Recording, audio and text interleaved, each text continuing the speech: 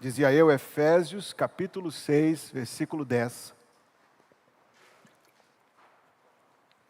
No demais, irmãos meus, fortalecei-vos no Senhor e na força do seu poder. Revesti-vos de toda a armadura de Deus, para que possais estar firmes contra as astutas ciladas do diabo. Porque não temos que lutar contra a carne e o sangue, mas sim contra os principados, contra as potestades, contra os príncipes das trevas deste século, contra as hostes espirituais da maldade nos lugares celestiais. Portanto, tomai toda a armadura de Deus, para que possais resistir no dia mau, e havendo feito tudo, ficar firmes. Estai, pois, firmes, tendo cingidos os vossos lombos com a verdade, e vestida a couraça da justiça, e calçados os pés na preparação do evangelho da paz, tomando, sobretudo, o escudo da fé, com o qual podereis apagar todos os dardos inflamados do maligno. Tomai também o capacete da salvação e a espada do Espírito, que é a palavra de Deus, orando em todo o tempo, com toda a oração e súplica no Espírito, e vigiando nisto com toda perseverança e súplica por todos os santos e por mim, para que me seja dada, no abrir da minha boca, a palavra com confiança, para fazer notório o mistério do Evangelho, pelo qual sou embaixador em cadeias, para que possa falar dele livremente, como me convém falar. Esta é a palavra de Deus para o povo de Deus, e a igreja de Deus mais uma vez diz amém. Assente-se, por favor. Eu tenho em minhas mãos, e encomendo a sua leitura, essa obra muito preciosa. Eu tenho em minhas mãos e encomendo a sua leitura esta obra muito preciosa chamada O Peregrino, de John Bunyan. Acredito que muitos conheçam, acredito que muitos já leram o livro, e é uma leitura que merece que você faça. É um daqueles livros que, como dizem, não dá para chegar no céu sem ter lido, além, é claro, dos 66 livros da Bíblia. John Bunyan foi preso em 1660, ele foi preso pelo imperdoável crime de ser um batista. O rei da Inglaterra diz: batistas, prendam, ou renunciem ou vão presos. E John Bunyan ficou preso 12 anos por ser um batista. E usou da prisão para escrever esta magnífica obra. Tendo feito a recomendação, eu só faço uma observação: não leia com pressa. Eu cometi esse equívoco quando li o Peregrino pela primeira vez. Li em um dia só, realmente é muito empolgante. Não leia com pressa. É uma obra devocional. Tem versículos citados no rodapé. Faça-o para casa todinho. Então leia pedacinho por pedacinho e você verá as brilhantes conexões com a vida cristã de cada um de nós. O livro, para quem não conhece a história, conta a história de um homem chamado Cristão. Cristão ganhou uma Bíblia, e à medida que ele leu a Bíblia, ele começou a perceber que ele tinha um fardo pesadíssimo nas costas. Ele morava num lugar muito charmoso chamado Cidade da Destruição. E disseram para ele que enquanto ele morasse na Cidade da Destruição, ele não conseguiria se livrar do seu fardo pesado. Então ele encontra um homem chamado Evangelista, que aponta para ele uma porta brilhante e diz: vá em direção a essa porta. Então ele entra pela porta, o homem que abre a porta para ele é o próprio Jesus, mas apresentado com o nome de boa vontade. E ele começa a caminhar em direção à cidade celestial. Ou seja, o livro é uma analogia, é uma parábola daquilo que é a vida cristã de todos nós. Usando de personagens cujo nome é mais uma atitude do que uma pessoa, por exemplo, o amigo dele chamado Fiel, ou o outro que não era tão amigo assim, chamado Temeroso. Então você percebe que ele retrata atitudes do coração e momentos da vida cristã. Nesse momento da vida cristã, o cristão, o peregrino, recebeu de presente a armadura de Deus. Ele estava num lugar chamado a Casa Formosa, e lá ele encontrou com 3 figuras chamadas prudência, paciência, prudência, piedade e caridade. E elas dão de presente para ele a armadura de Deus. Saindo de lá, ele se encontra na seguinte situação. E agora eu leio um trecho do livro no capítulo 4. No vale da humilhação, o pobre cristão enfrentou grandes dificuldades, pois em pouco tempo de caminhada, uma criatura demoníaca chamada Apolião cruzou o campo em sua direção. Cristão começou a sentir medo e a se perguntar se deveria voltar ou permanecer onde estava, mas percebeu que não tinha nenhuma proteção nas costas e, portanto, virar-se daria uma grande vantagem à criatura e seria facilmente atingido por suas flechas. Portanto, decidiu permanecer firme. Transcorre aqui, que eu não vou ler agora, um diálogo em que Apolião se aproxima dele. Veja a descrição da criatura. Agora o monstro era horrendo. Estava vestido de escamas como de um peixe, tinha asas de dragão e pés de urso. De sua barriga saía fogo e fumaça e sua boca parecia a boca de um leão. Ele olhou para Cristão com desprezo e começou a questioná-lo. Então, como eu dizia, transcorre um discurso, um diálogo, em que Apolião tenta convencer Cristão a renunciar o seu caminho e voltar, dar a retaguarda. À medida que Cristão permanece firme, Apolião vem com acusações, trazendo à memória dele vezes em que ele tinha fraquejado. Ele diz: você já foi infiel ao rei Emanuel. Como pode esperar que ele te aceitará?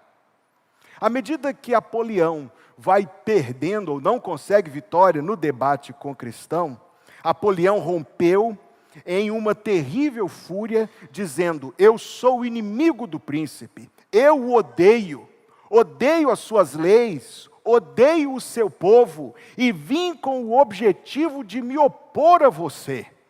Cristão responde: Apolião, cuidado com o que faz, estou no caminho do rei, portanto esteja atento. Então, agora dê muita atenção. Apolião esparramou-se por todo o caminho e disse: não tenho medo, prepare-se para morrer, eu juro por todos os meus poderes que você não irá adiante. E com isso, atirou um dardo flamejante em seu peito. Mas Cristão tinha um escudo na mão, com o qual o apagou e impediu que fosse atingido. Apolião, vendo que essa era a sua oportunidade, começou a aproximar-se de Cristão, e lutando com ele, deu-lhe um terrível golpe. Então Apolião disse: você é meu. E com isso, quase o pressionou até a morte, de modo que Cristão começou a lutar pela vida. Mas enquanto Apolião se preparava para dar o último golpe, acabando com a vida desse bom homem, Cristão agilmente estendeu a mão e pegou a sua espada, e disse, citando Miqueias capítulo 7, versículo 8, não se alegre meu inimigo quando caio, porque ainda posso me levantar. E com isso deu-lhe uma estocada mortal, que o fez afastar-se como alguém que recebe um ferimento. Quando Cristão viu isso, aproximou-se novamente, dizendo: em todas as coisas somos mais do que vencedores por meio daquele que nos amou. E com isso, Apolião abriu as asas de dragão e fugiu, de modo que o Cristão não o viu mais por algum tempo. Penso que esta é a mensagem de hoje à noite. Mas permita-me falar um pouco mais. John Bunyan, tomando como base o texto que nós acabamos de ler, traduz numa cena muito viva aquilo que todo cristão tem de enfrentar, a realidade do mal. Parece que existe uma disposição do espírito do nosso tempo de tratar o mal como sendo a omissão, a ausência, a falta. A Bíblia diz não. A Bíblia diz sim, pelo contrário, que o mal é uma realidade, que existe um espírito maligno, corrompido, que odeia Deus, que odeia os servos de Deus, que odeia os propósitos de Deus, e que esse espírito maligno em vida emprega os seus piores esforços. E o alvo não único, não exclusivo, mas o alvo maior são os crentes, são os lares cristãos, são as igrejas bíblicas.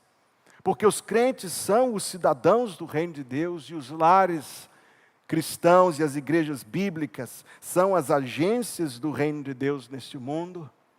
A Bíblia não falta clareza no que a Bíblia ensina neste assunto. Revesti-vos, diz o versículo 11, de toda a armadura de Deus, para que possais estar firmes contra as astutas ciladas do diabo. Biblicamente falando, não é uma metáfora, não é um personagem, não é uma representação, não é uma ideia, infelizmente. É um anjo que caiu, que se rebelou contra Deus, que odeia Deus e odeia os propósitos de Deus. Mas o texto nos diz de que maneira ele trabalha, os seus meios. Ele diz no versículo mesmo que lemos, 11, as astutas ciladas do diabo. Essa palavra é usada apenas uma única outra vez no Novo Testamento, aqui mesmo na carta aos Efésios, quando ele fala lá sobre os ensinos, o engano dos homens, capítulo 4, versículo 14, o engano dos homens que com astúcia enganam fraudulosamente. E mais adiante, aqui no capítulo 6, ele fala de dardos inflamados do maligno, no versículo 16. Ou seja, o que aprendemos aqui? Primeiro aprendemos que essa oposição é real, e isso nós precisamos saber. Essa oposição tem uma forma de trabalhar, tem uma estratégia, tem objetivos contra Deus. A palavra, repito, designa algo que é pensado, inteligentemente pensado, diríamos friamente pensado, com a intenção de atingir, com a intenção de prender. Eu não consigo imaginar uma melhor forma de explicar isso do que nos prender a expressão dardos inflamados. Aqui a minha tradução diz dardos inflamados. Mas a palavra, na verdade, vem de uma prática de guerra do mundo antigo. Você vê filmes de guerra do mundo antigo e vê os arqueiros disparando uma chuva de flechas. E aquilo nunca existiu, isso é coisa de filme. Flechas eram um instrumento caro, caríssimo na verdade. Difícil de fazer, tão difícil de fazer que depois da batalha ia o gandula puxar as flechas dos corpos para serem reutilizadas. E pior, apesar de darem uma distância de segurança para quem atirava e davam, elas eram muito ineficazes. Muito ineficazes. Raro uma flecha acertar alguém, o vento atrapalha. Aliás, já disparou uma flecha? Eu já disparei, experiência humilhante. Eu estava a 5 metros do alvo e eu consegui acertar 20 metros para a direita. Acho que eu falei mal de mim agora, né? Pois é. Não me empreste seu carro. Descobriram, portanto, que flecha era um instrumento ruim de usar. Então a malícia humana, nada boba, decide aumentar a eficácia da flecha. Como? Mergulhando a ponta da flecha em veneno. Mergulhando a ponta da flecha em veneno. De maneira que se ela acertasse, mesmo que só de raspão, era o suficiente para deixar ali o veneno na ferida, e pela ferida ele adentrar ao corpo e causar, se não morte, fraqueza, comprometimento, de toda maneira, dava uma vantagem. O que isso diz sobre a maneira como cada um de nós tem de enfrentar? A Bíblia diz, nós não temos de lutar contra pessoas, mas sim, ou seja, cada cristão está envolvido numa luta. Esteja ciente disso. O que isso diz sobre a forma, então, que nós temos de viver a nossa posição enquanto crentes no meio dessa batalha tão maior do que nós? Bem, eu acredito que começa com uma notificação, uma ciência, um tomar conhecimento da realidade destas coisas. Mas prossegue para que a gente tenha algum discernimento sobre como estas coisas acontecem na nossa vida. Sim. O inimigo, na literatura de John Bunyan, ele se manifestou como um dragão com asas, uma criatura pavorosa, abominável. Mas na manifestação Digo, na forma como nos procura vencer e atacar e derrubar, não é assim que ele se apresenta. Na forma como o inimigo de Deus ataca cada cristão, ele ataca usando para a sua vantagem as nossas fraquezas, usando para a sua vantagem as dificuldades da vida, lançando, por exemplo, dúvidas em nossa mente, dúvidas contra Deus, dúvidas, talvez na experiência de algumas pessoas, dúvidas teológicas, mas eu acho que isso pertence a uma minoria. Na grande maioria, é dúvidas quanto a se podemos confiar em Deus nas situações que estamos vivendo. Nunca se perguntou isso, meu querido irmão? Quando está vivendo uma dificuldade que você se sente pressionado, inclinado a se ansiar, parte da provação e talvez a parte principal, não é exatamente como nós vamos sair dela, mas como seremos fiéis a Deus no meio da dificuldade que estamos vivendo, seja ela qual for. Uma das maneiras, a primeira, de sermos fiéis a Deus nas dificuldades da vida é confiando nele apesar das dificuldades. Mas não é aí que a gente é mais tentado? Não é essa a primeira flecha envenenada que nos atinge? Ah, mas será se Deus? Ah, mas será se Deus?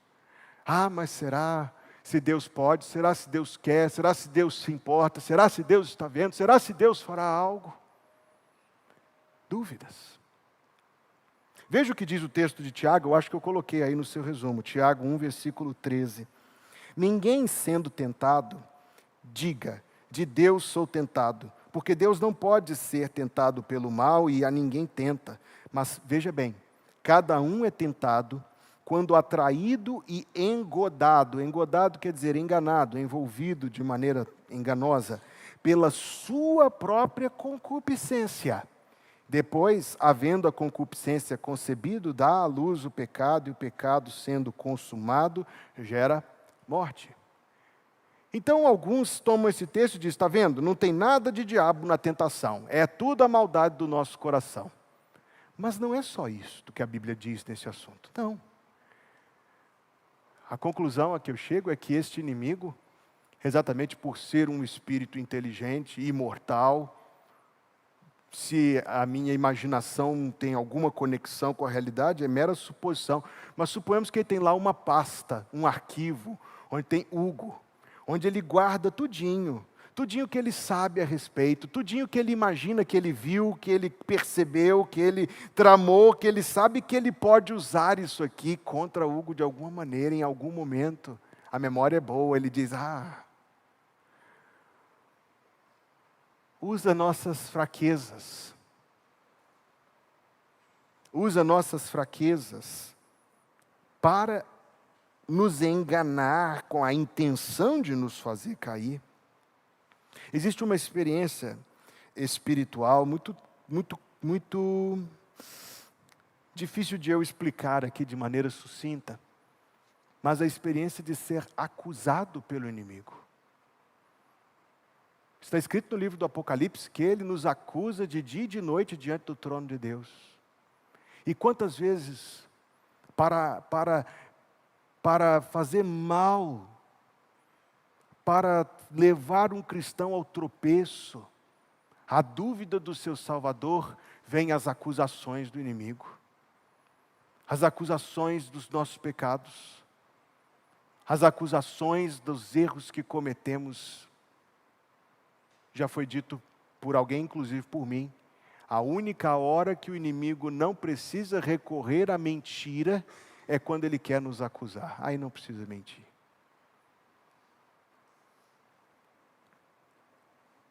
Nos distraindo. E talvez esta seja a maneira mais poderosa como o inimigo está trabalhando no mundo hoje.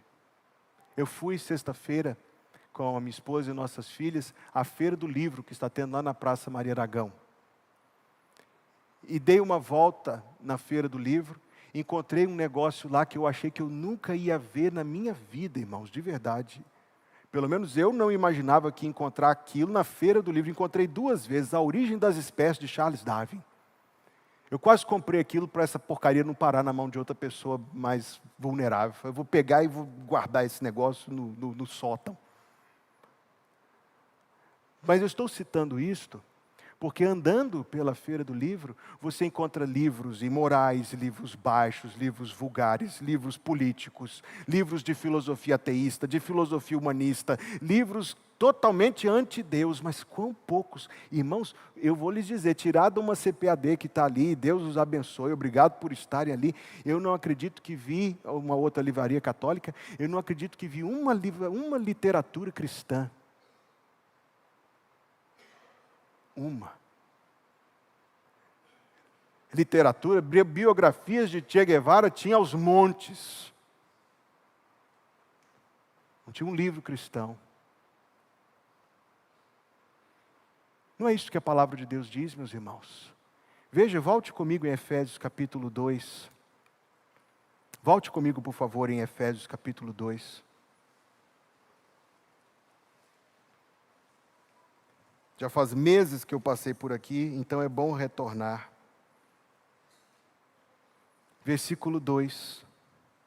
Capítulo 2, versículo 2. Ofensas e pecados é o final do versículo 1. Em que noutro tempo andastes, segundo o curso deste mundo, segundo o príncipe das potestades do ar. São os mesmos nomes que ele usa lá em Efésios 6, que vimos domingo passado. Do Espírito, agora note, por favor, dê muita atenção a estas palavras. Do Espírito que agora, no presente momento, opera, trabalha, atua, diz outra tradução. Do Espírito que agora opera nos filhos da desobediência, entre os quais todos nós, inclusive nós que estamos aqui neste salão, todos nós antes também andávamos nos desejos da nossa carne, fazendo a vontade da carne e dos pensamentos, e éramos por natureza filhos da ira como os outros também. Veja, entenda, aqui um versículo diz, o Espírito que opera, o outro diz, fazendo a vontade da carne e dos pensamentos. O diabo não arrasta ninguém para o pecado, não precisa, ele não precisa fazer força nenhuma, basta enganar e atrair. Vejo eu, e penso que você concorda comigo, uma das estratégias, das ciladas, das astutas ciladas que ele tem empregado nesse tempo é a distração. O mundo distraído de Deus, as pessoas concentradas enormemente em si mesmas, vivendo a sua vida para atender os desejos do seu coração, as coisas que querem, distraídas, não pensam, as pessoas não pensam em Deus 2 minutos, na eternidade das coisas de Deus, na severidade do juízo por vir. Não, vivemos nossas vidas como criaturas tolas. Falo do mundo no qual nós vivemos.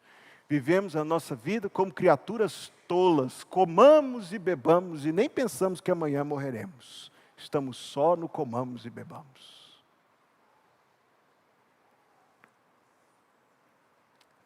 Usando desses expedientes, o inimigo ataca. Primeiro, principalmente, servos de Deus, lares cristãos, igrejas bíblicas. Quantas são, irmãos, as notícias que nós temos ouvido daqui, dali, de lá, de igrejas que estão se desviando, igrejas inteiras, se desviando da palavra de Deus. Igrejas inteiras substituindo a adoração pelo entretenimento.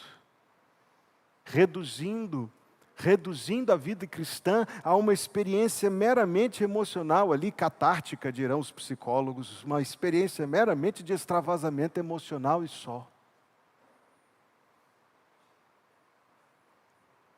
Penso que se a estratégia do inimigo é distrair as igrejas, é verdade, ele tem sido muito bem sucedido.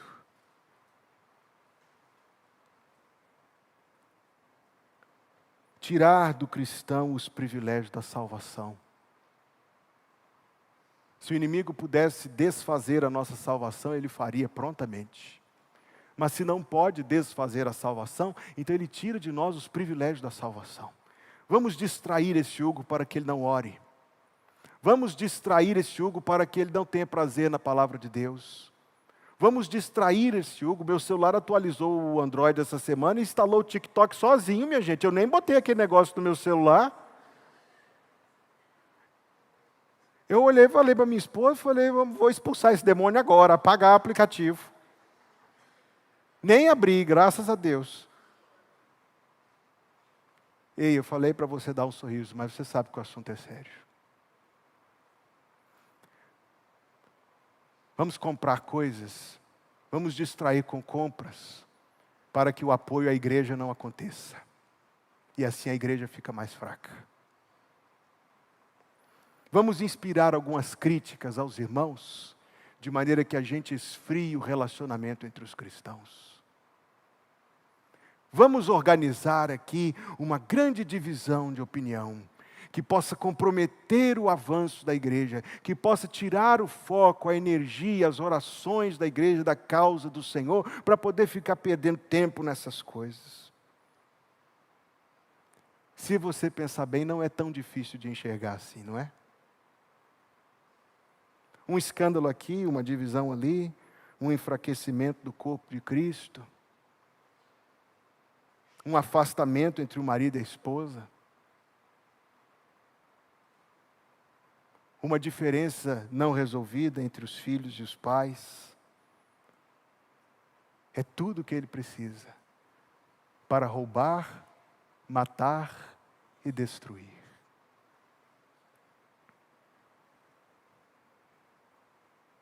Como eu disse aos meus amados irmãos, não é só aos cristãos que ele mira o mundo.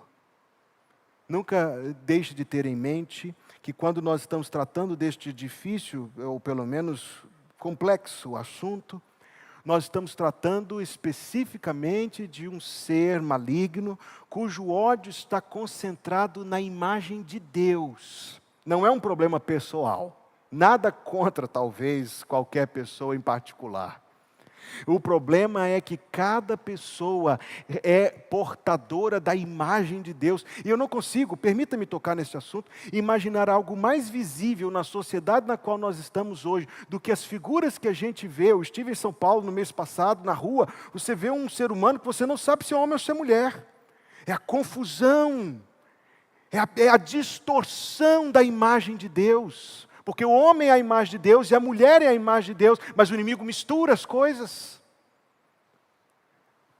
Para zombar da imagem de Deus, portanto. Para desfigurar a imagem de Deus. Para golpear a imagem de Deus. Uma igreja bíblica é a imagem de Deus. Deus é visto numa igreja bíblica, então ele ataca uma igreja bíblica. Um lar cristão é a imagem de Deus, então ele ataca o lar cristão.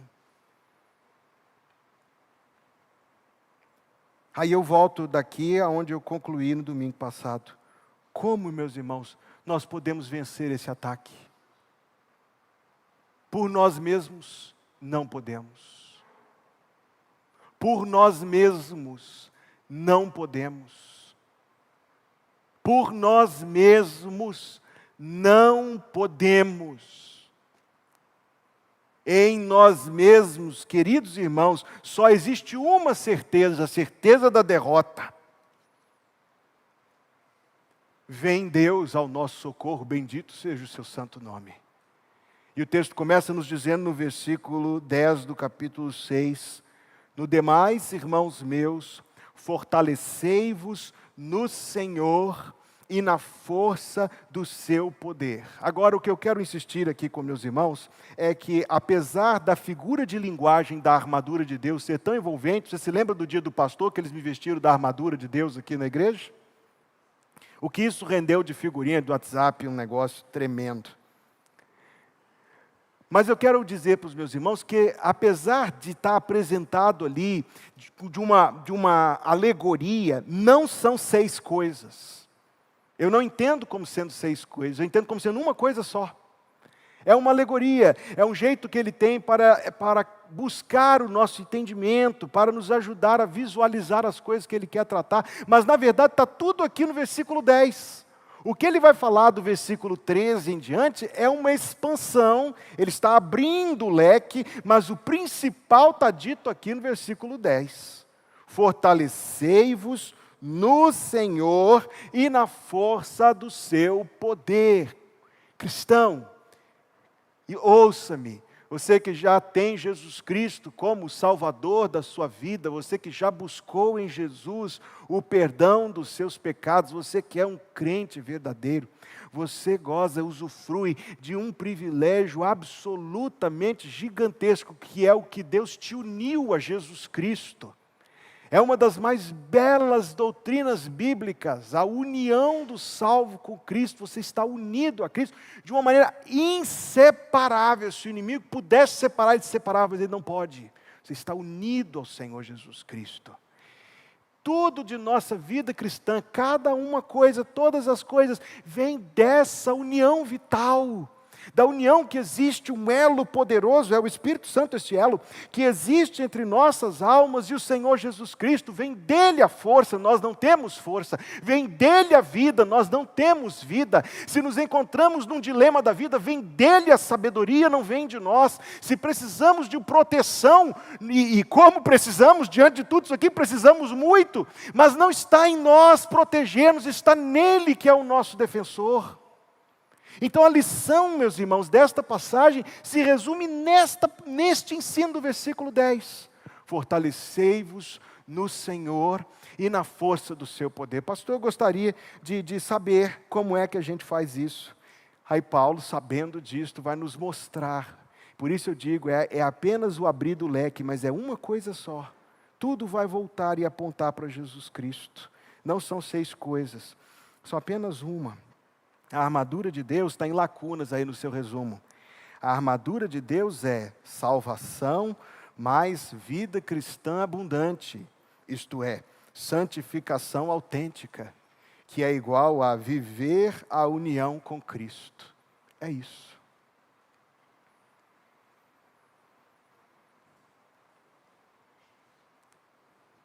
Se você é um crente no Senhor Jesus Cristo, por terrível que o inimigo seja, escute, se você é um servo do Senhor Jesus Cristo, por terrível que o inimigo seja e é, por temíveis que sejam as suas malícias e são, por invencível que ele seja, se você estiver só, e é invencível. Se você é crente no Senhor Jesus Cristo, você tem um protetor poderosíssimo. De maneira que, leia o Peregrino, você vai encontrar muito sobre isto. Você só cairá se você se afastar do caminho.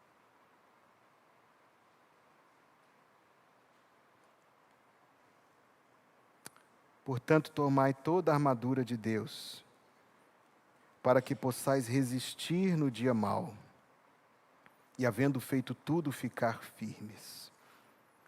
Eis a figurinha aí. Para contemplarmos esse desdobramento que Paulo abre o leque, o capacete da salvação. O capacete da salvação seguramente carrega a ideia de uma proteção vital, mas você sabia que o capacete também serve para identificação do soldado na batalha? A salvação que nos protege completamente, vitalmente, mas que também nos identifica como servos do Senhor Jesus Cristo. Essa proteção pertence aos salvos. Se você ainda não entregou a sua vida a Jesus, o que eu posso dizer é: faça isso. Faça isso. Faça isso, o Senhor é tão gracioso que Ele te acolherá e não te rejeitará. Ele fala da couraça da justiça, e a palavra justiça aqui ela é usada no sentido duplo, é claro. A justiça de Cristo para a nossa justificação, mas a sua justiça, que é andar em retidão, em santificação, que protege. O escudo da fé, com o qual, diz o texto, podereis apagar todos os dardos inflamados do maligno. A fé aqui, novamente, não é aquele sentimento de que as coisas vão dar certo, não é assim que as pessoas usam a palavra fé? Aquele sentimento de que as coisas vão dar certo, aquele desejo positivo, mandando energias, que é o que as pessoas dizem, ei, não existe isso não, tá certo? O mundo diz isso, não existe, coisa do mundo. A fé é algo consistente, é algo real, sólido, um dom de Deus para crer na revelação que Deus faz dele mesmo. Se você crê na revelação que Deus faz dele mesmo, os ataques do inimigo caem por terra. Caem por terra. Ele nos acusa das nossas transgressões, mas nós dizemos, o sangue de Jesus Cristo nos purifica de todo pecado. É assim que a fé nos protege contra os dardos inflamados. A espada do Espírito. Meus irmãos, isso aqui vale um estudo de quarta-feira, sabia? Vale. Porque você pega essa imagem bíblica da espada, ela está presente no Novo Testamento de uma maneira muito, muito uníssona. O Senhor Jesus, armado de uma espada, Ele põe essa espada em nossas mãos, mas olha o versículo 17, o que é a espada do Espírito? O que é? A palavra de Deus. Um grupo aqui da igreja foi assistir o filme A Forja, acho que alguns já assistiram também. Aí tem aquela cena que o rapaz ganha uma espada, eu falei com a Ana Luísa, eu quero uma espada também. Eu achei bonita a cena do filme, achei legal, eu quero uma espada. Mas eu vou fazer o que com uma espada, Venâncio? Pendurar na parede, só se for, né? A espada do Espírito, meus irmãos, Deus não nos la deu para ficar como um objeto de adorno. Este livro aqui, a boa palavra de Deus, Deus não nos deu para ser um enfeite. Deus nos deu para ser a espada com a qual estamos familiarizados para manejá-la bem. Deus nos deu para ser o nosso recurso de defesa. Deus nos deu a Bíblia não para ser desconhecida, não para ser cheia de versículos que nunca lemos, de páginas coladas. Deus nos dá a sua palavra, irmãos, para que amemos e para que encontremos nela a provisão de Deus para a nossa necessidade. O cinturão, meus irmãos, da verdade, que dava liberdade, segurava a armadura como um todo e dava liberdade para o cristão correr e lutar. O cristão que está andando na verdade é livre, está em liberdade de Deus. Quando fala da calçar dos pés com a preparação do Evangelho, é porque a sandália romana, Paulo viveu no mundo romano, era uma espécie de bota, adaptada para todo tipo de terreno, e que significa uma coisa para nós, ou na verdade duas. A primeira é que nós levamos o Evangelho por onde vamos. Sim, levamos o Evangelho por onde vamos. E nos apoiamos no Evangelho. Eu disse que dava estabilidade em todo tipo de terreno. Nos apoiamos no Evangelho. Hoje à tarde eu estava lavando louça e fui ouvir uma pregação. Lavando louça, viu, marido? As esposas pensaram amém quando eu falei isso. Aí eu fui ouvir uma pregação e o pregador fez uma citação que eu queria compartilhar com os irmãos. Ele disse que em determinada ocasião estava dirigindo à noite, caiu uma neblina muito densa e o farol do carro deixou de funcionar. Veja que aperto. E estava com a esposa, filhas pequenas no banco de trás, sem saber o que fazer. Então ele deixou que um caminhão tomasse a dianteira dele e foi seguindo a estrada olhando para as luzes de ré do caminhão. Usou as luzes traseiras do caminhão como guia. Nós vivemos num mundo escuro, irmãos queridos. Sim, mas o Senhor Deus nos dá a luz do Evangelho. A luz do Evangelho, que a gente pode olhar e apontar nessa direção. Deus nos dá então, irmãos, todas as provisões necessárias, inclusive os companheiros de batalha, orando por todos os santos, orando também por mim. E é nos irmãos que nós encontramos a força que nós precisamos. Quantas e quantas vezes são os irmãos que nos seguram quando nós estamos prestes a cair, não é verdade? Quantas e quantas vezes são os irmãos que nos ajudam em oração e com bons conselhos e até com repreensões, quando repreensões são necessárias, mas são os irmãos que nos seguram. Deus nos segura por meio deles quando estamos prestes a cair. Meus irmãos, o crente só O crente que vive uma vida espiritual muito fraca, que não está buscando crescimento espiritual, que não é zeloso da sua santificação, está muito frágil e exposto. Não está tomando a armadura de Deus. Mas aquele que se abriga em Jesus Cristo como seu Salvador, e aquele que cultiva uma vida cristã abundante com Deus, este sim, tem dado ouvidos ao texto que diz: tomai toda a armadura de Deus, para que possais resistir no dia mau, e havendo feito tudo, ficar firmes. Permita-me concluir onde comecei.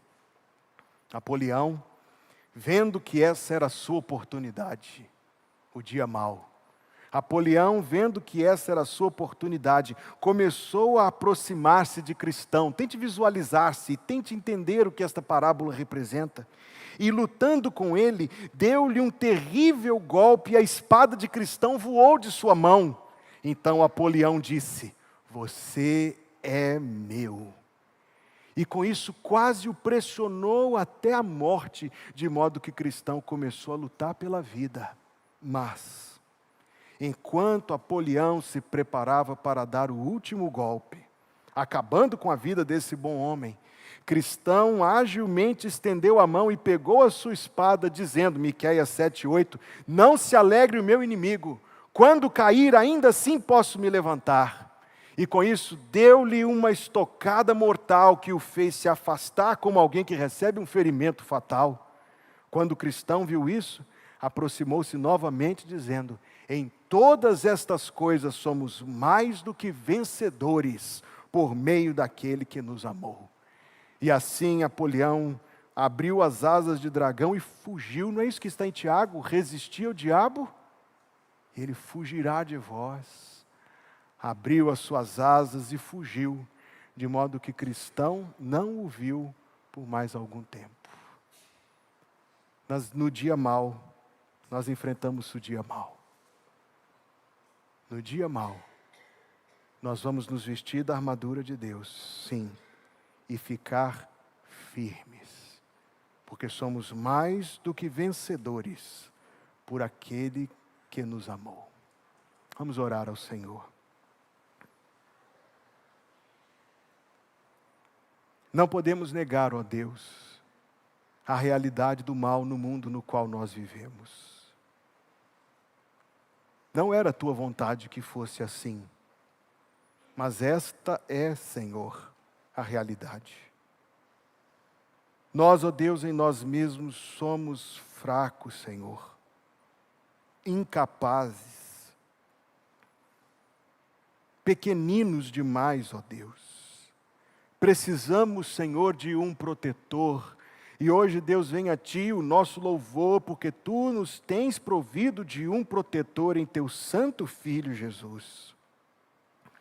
E no nome de Jesus, ó Deus, nós pedimos ao Senhor, Pai, não deixe, Senhor, que a verdade da Tua palavra caia no esquecimento, não no nosso coração.